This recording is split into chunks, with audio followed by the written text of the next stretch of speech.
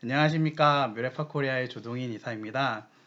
뮤레파 투브는 저희 4차 산업혁명 시대의 미래 교육 모델의 일환으로 기존의 물리적인 제약에서 벗어난 실시간 방송 또는 녹화 영상을 통해서 다양한 주제와 또 다양한 형식과 다양한 방법으로 이제 서로 상호 소통할 수 있는 목적으로 시작이 됐습니다.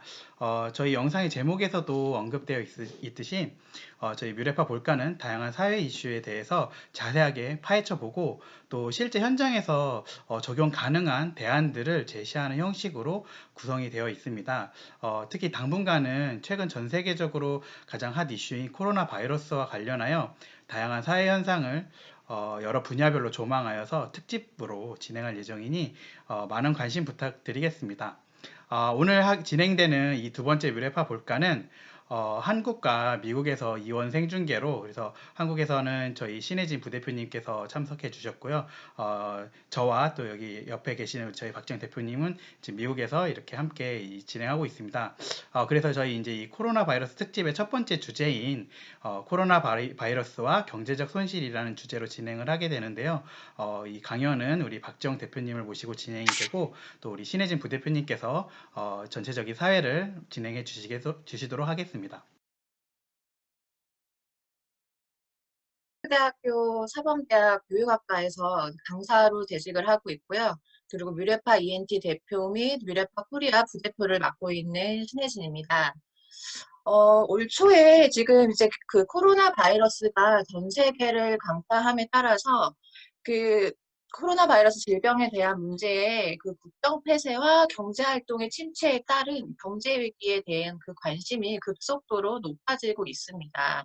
특히 대외 수출 의존도가 높은 우리로서는 해외 국경 폐쇄에 따른 국내 경제적 파급 효과는 다른 나라에 비해서 더욱 커질 것으로 이제 예상이 되는데요. 이에 저희 오늘 모신 박사님께서 교수님께서 개발한 전미 경제 모형을 바탕으로 지난 이제 2006년 말 발생한 조류 독감에 따른 가상적인 미국의 국경 폐쇄 조치가 어느 정도의 그 경제적 손실을 낳을 수 있었는지를 좀 추정한 이제 보고서도 작성을 하셨고, 이러한 보고서 내용을 바탕으로 이제 한국에 미칠 수 있는 경제적 손실을 추정해서 한국이 어떠한 그 정책적 함의를 모색해야 하는지에 대해서 오늘 어, 강연자분을 모시고 의견을 나눠보고자 합니다. 그래서 오늘 그 코로나 바이러스와 관련된 경제 현안을 심층적으로 이제 파헤쳐 보고 향후 한국이 나아가야 할 방향에 대해서 저희가 박지영 대표님을 모셨는데요. 박지영 대표님은 미국 남가주 대학교에서 계획학 박사 학위를 받으시고 현재 뉴욕 주립 버팔로 대학교에서 도시 및 지역 계획학 과 부교수로 재직 중에 계시고요. 서울대학교 농경제사학부 겸임 부교수 및 뮤레파 코리아의 대표이사를 역임하고 계십니다. 네, 지금 제가 간단하게 그 코로나 바이러스와 관련된 경제적 배경에 대한 순실을 좀 말씀을 드렸는데요. 그 역사적으로 이와 이제 유사하게 그 전 세계적으로 팬데믹에 대한 그 경제적 손실에 대한 평가가 있었는가요? 네, 안녕하세요. 감사합니다. 소개 감사합니다. 다른 게 아니라 이제 그 관련해 가지고요. 좀 보면 지금 지금까지 그 여러 경로를 통해서 이제 금융 및 경제학자들의 그 거의 공통적인 의견이 현재 지금은 이제 바뀌었죠. 일주일 전만 하더라도 50조 원의 재원으로 그 현재 경제 손실에 따른 현재 위기를 적절하게 대응하지 못할 것이라는데 그 공통적인 의견이 있었는데요. 이와 관련돼 가지고 뭐 어떤 자료의 구체성이 상당히 좀 부족했던 게 사실입니다. 그래서 계산의 편의상 1달러를 1,000원으로 가정하고 이제 제가 그 2007년도에 연구한 거에 따르면 그 2007년 조류독감 관련해서 세계은행 보고서는 전 세계적으로 대략 한 2천조 원의 경제 손실을 입을 거다 이런 이야기들이 있었고요.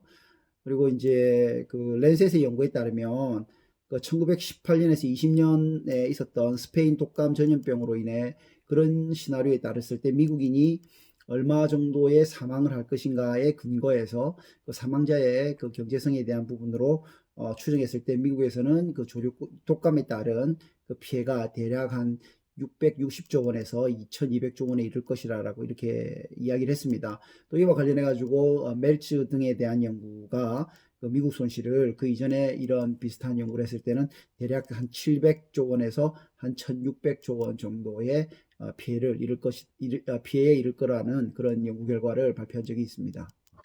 아, 네. 그렇다면 교수님께서도 이와 유사한 연구를 하신 것 같았는데요. 그 결과는 어땠죠?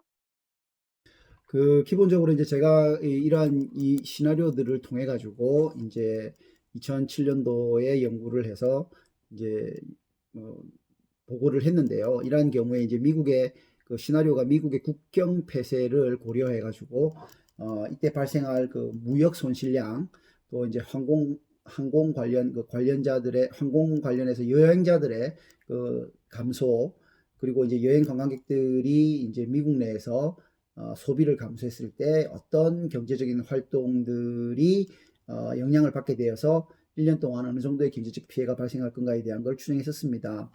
실제 이제 이런 코로나 바이러스가 그 당시에는 되지 않았지만 코로나 바이러스로 인해서 전 지구적으로 지금 이러한 가설이 유효하게 지금 작동을 하고 있고요. 특히 이제 수출 주도의 한국이 다른 나라 국경 폐쇄로 인해서 경험하게 될 그 경제 손실이라는 것은 어마어마할 것으로 지금 예측되고 있습니다.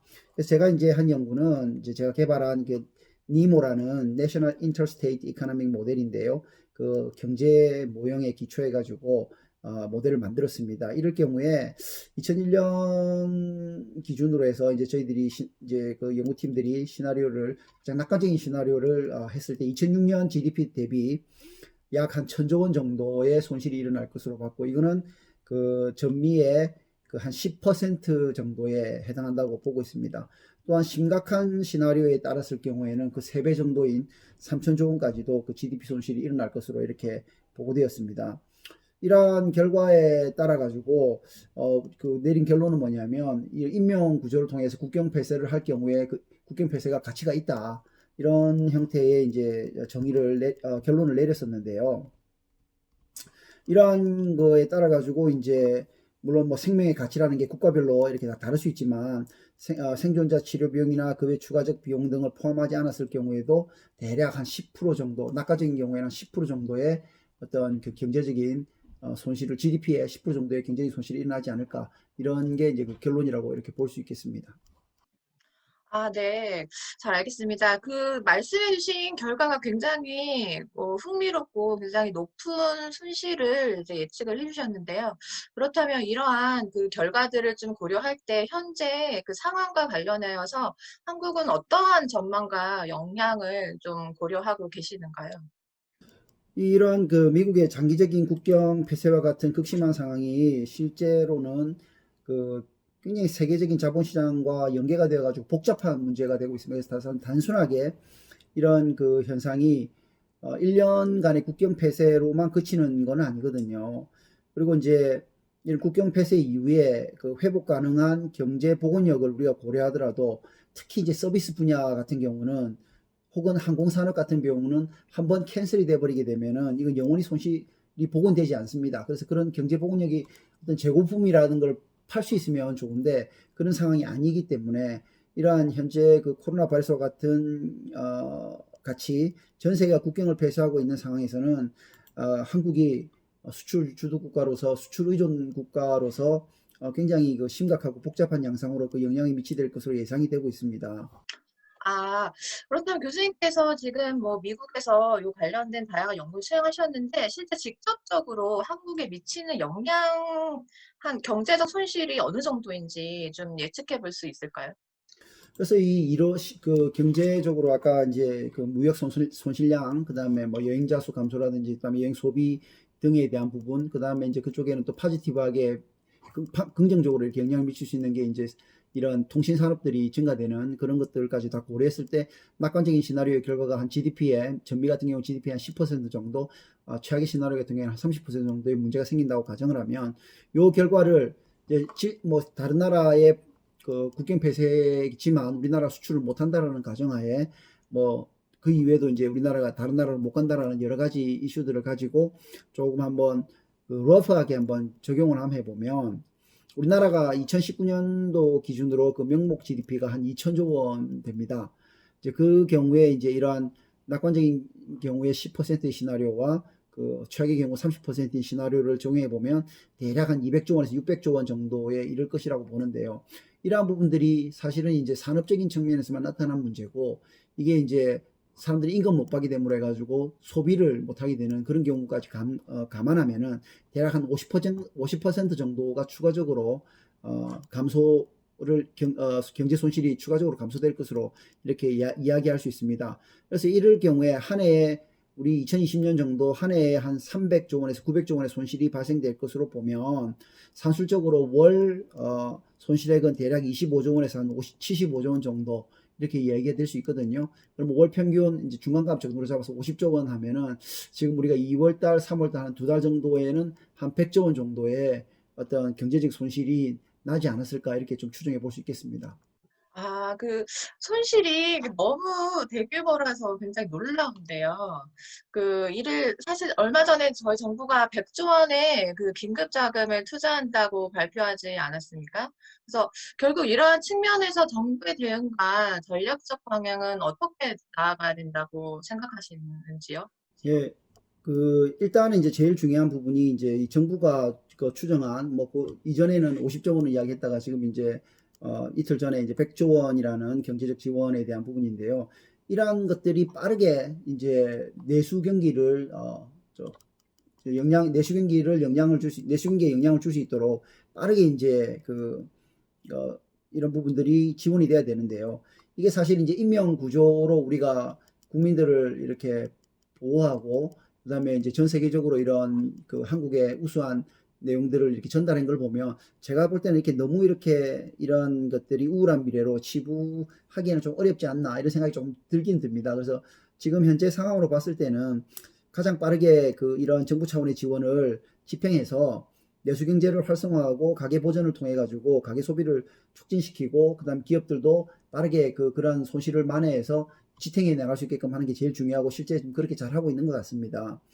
특히 이제 이 서비스 산업 등의 이러한 손실을 빠르게 만회할 수 있도록 하는 효과가 있기 때문에 이러한 지원들이 빠르게 진행되어서 최우선적으로 국가 경제를 보전할 수 있도록 이렇게 하는 부분이 경제 보건력 측면에서는 굉장히 중요하다고 볼 수 있겠습니다.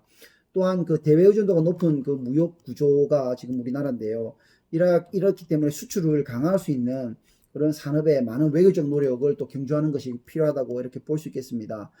이와 더불어서 국경 장벽이 없이도 해외 수출이 가능한 각종 지식 서비스 분야라든지, 그다음에 지금 현재 우리나라가 각광을 받고 있는 이런 의료 분야, 특히 이제 첨단 의료 분야에 관련되어 있는 다양한 방대한 지식들을 수출할 수 있는 그런 경로를 모색해야 될 것 같고요. 또한 방송통신 분야에서도 이러한 장벽 없이 많은 수출을 할 수 있을 것으로 이렇게 판단이 됩니다. 그래서 이런 분야에 대한 촉진을 해야 되고, 특히 이제 이런 것을 계기로 해가지고 우리가 친환경 분야에 관련되어 있는 다양한 보이지 않는 비용들을 이제 경제에 넣어가지고 친환경적 산업을 키울 수 있도록 이렇게 해서 우리나라에 지금 가지고 있는 경제 시스템 자체를 좀 새로운 형태로 바꾸는 게 필요하지 않을까 이렇게 생각이 듭니다.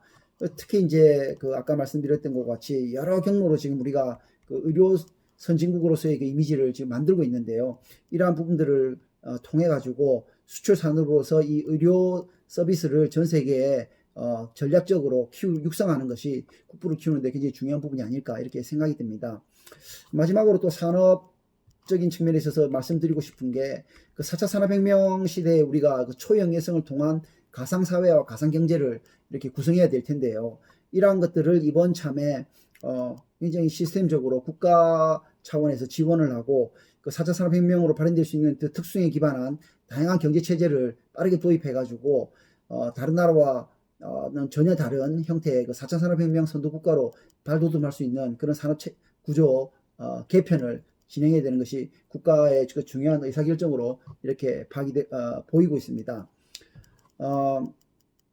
이러한 부분은 결국 4차 산업혁명을 통해서 수도권의 과밀화를 해결할 수 있도록 비도시 지역이나 지방에 대한 투자를 해서 우리나라가 이 지역적 불평등을 빠르게 해결할 수 있게 해 나가는 것들이 무엇보다도 중요할 것 같고요.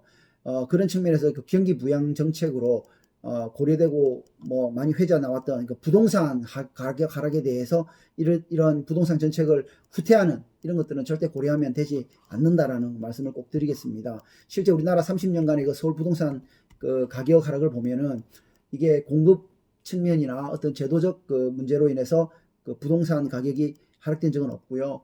이 경기 침체 등으로 인해서 수요적인 측면에서 이 부동산 가격이 하락하였고 지금도 경기 침체의 조짐이 보이면서 부동산 가격이 하락하는 것으로 보이기 때문에 부동산 정책을 후퇴했을 경우에 추후 어마어마한 부동산 가격이 다시 오르게 되는 그런 문제점이 분명히 생깁니다. 그래서 이런 부분들은 절대로 부동산 정책 기조를 후퇴하는 형태로 가면 안 된다고 꼭 말씀드리고 싶습니다.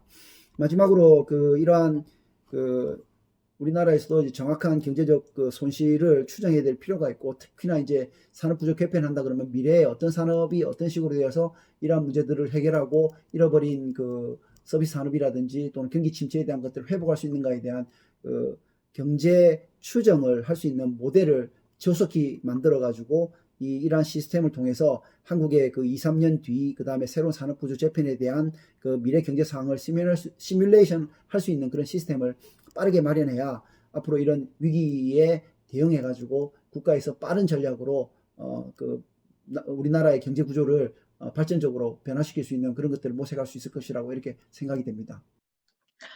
네, 지금까지 교수님께서 지금 코로나 바이러스가 전 국가 차원에서 다양한 영역에서 문제가 발생을 하고 그를 이제 해결할 수 있는 방안들이 모색이 되고 있는데요.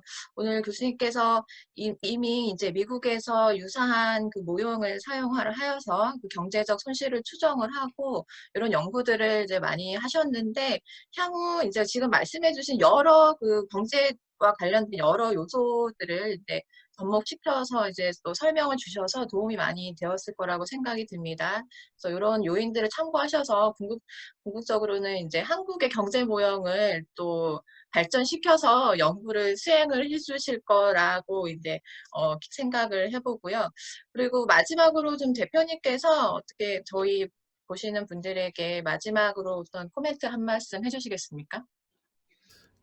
지금 우리나라가 이렇게 수행하고 있는 이 발빠른 상황이라 이제 투명성, 그다음에 뭐 어제 있었죠 G20 특별 정상회의 뭐 이런 것들 등을 통해서 봤을 때 정말 이렇게 아직 벌써 우리나라가 위기라고 이렇게 말하기에는 우리나라 정부의 그 대처가 너무나 이렇게 현명하고 발빠르게 잘 진행되고 있는 것 같습니다. 그리고 이게 어느 나라보다도 우수한 형태로 진행이 된 것 같고요.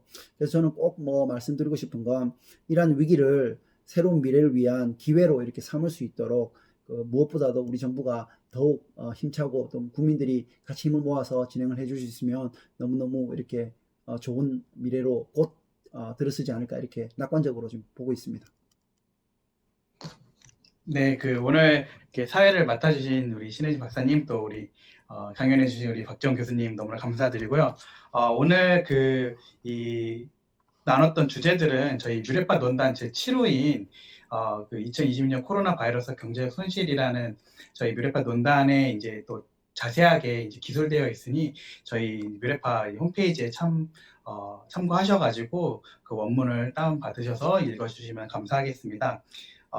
그리고 이제 저희 다음 시간에는 이제 코로나 바이러스 특집 2탄으로 며칠 전에 기사가 났는데 이제 지속적인 외국인의 이제 국내 유입이 결과적으로 계속 지금 한국에 약화되는 이 코로나 이 확산세를 이제 증가시킨다라고 지금 보고 있고, 또 그에 따르는 이제 세금 부담 등으로 인해서 여러 가지 이제 문제점들이 제기가 되고 있는데, 그런 것들과 전반적으로 관련해서 과연 이것들이 정말 경제적으로 어떤 효과가 있고, 또 정말 그 세금 부담이 정말 국민들에게 정말 이렇게 부정적인 영향만 있는 것인지, 이런 것들을 또 이 대표님 모시고 다시 한번 더 심도 깊게 이제 논의를 진행하겠습니다. 그리고 또한 이제 후속 방송으로 현재 한국에서 지금 초중고 개학 연기가 계속되고 있고, 그래서 이제 그 교육이 지금 원활하게 진행이 되지 않는 차원에 있는데요. 그래서 이 다양한 교육적인 이슈에 대해서도 이제 논의할 예정이니까 지속적인 관심과 응원 부탁드리겠습니다. 이상 오늘 방송 마치겠습니다. 감사합니다.